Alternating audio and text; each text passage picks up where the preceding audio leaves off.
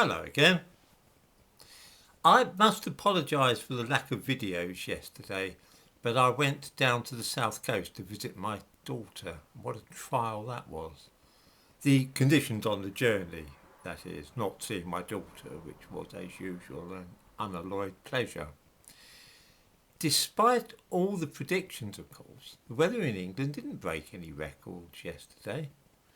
Nevertheless, tube trains in London this morning, or yesterday morning I should say, were operating a restricted service and travelling at half speed.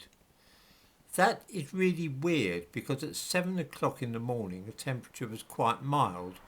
Why would you cancel half the trains? I honestly don't get it, because it meant that the trains were twice as crowded as usual. It's a sort of weird thing that was being done yesterday to indicate to everybody that there wasn't an emergency. So the measures taken supposedly to combat the emergency actually created a sense of emergency. So cancelling a load of trains and making everything travel slowly in the morning, even when the temperatures weren't particularly hot, was intended to make people frightened and anxious and to tell them that there was something to worry about.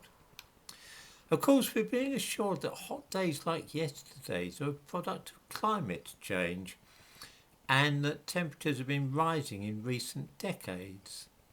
Let's just think about that claim for a minute.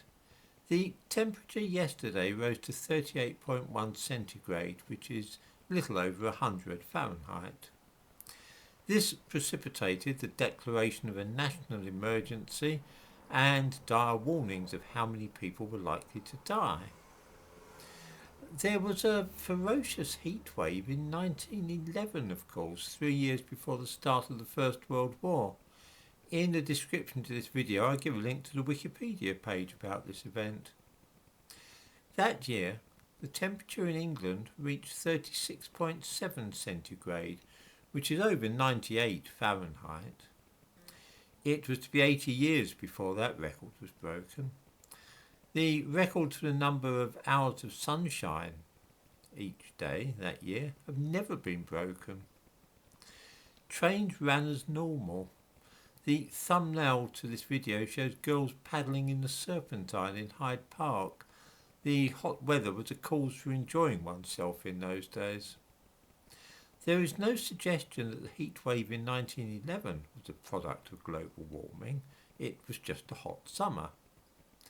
We might ask ourselves why it was that in 1911 England could cope with a temperature of 98 Fahrenheit and the country could take it in its stride, but that yesterday, when the temperature reached just 2 degrees above that of 1911, there was mass hysteria.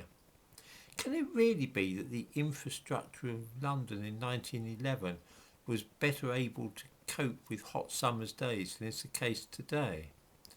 Or is this a psychological difference, that people of that generation were more able to withstand slightly out of the ordinary events and make the most of them? Yesterday, schools and parents were being warned that children should be kept indoors because of the heat, but nobody thought to tell those girls in the thumbnail to this video back in 1911 that they ought to stay out of the sun. Why is that? Part of it is that the sunny weather fits neatly into the idea of freak weather events and climate change. Except, of course, that this weather is not really freakish at all. In 1990 the temperature reached 37.1 centigrade, which is 98.8 Fahrenheit. Interestingly enough, there was no hysteria that year either. It is not that temperatures are getting dramatically higher. What is changing is our attitudes towards them, attitudes which are shaped and conditioned by the government and media.